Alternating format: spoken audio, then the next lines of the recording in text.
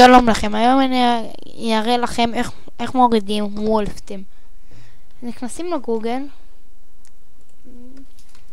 אני אראה לכם, כותבים וולפטים, הנה, זה הראשון, האתר הראשון, תיכנסו אליו, ואני כבר מחובר אליו, אז אני אצא. עכשיו תראו, אני אגיד לכם איך להוריד את המשחק.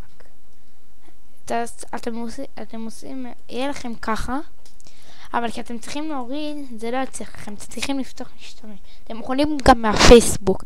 אני כבר פתחתי, אז אני אראה לכם איך.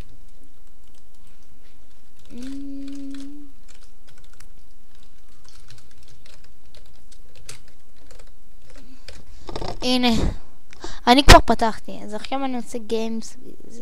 אחרי שאתם פותחים משתמש, אתם לוחצים על דאונלוד, וזה יעבור לכם.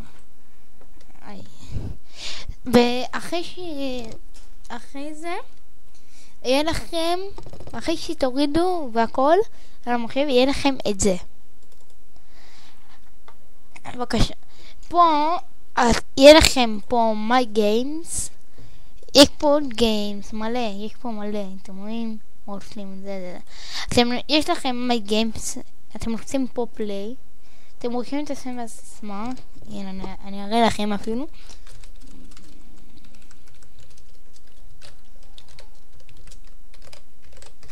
בבקשה, הנה. ואתם לוחצים, וככה זה יהיה לכם, אתם לוחצים כן, ועכשיו אתם מחכים. ופה אתם רושמים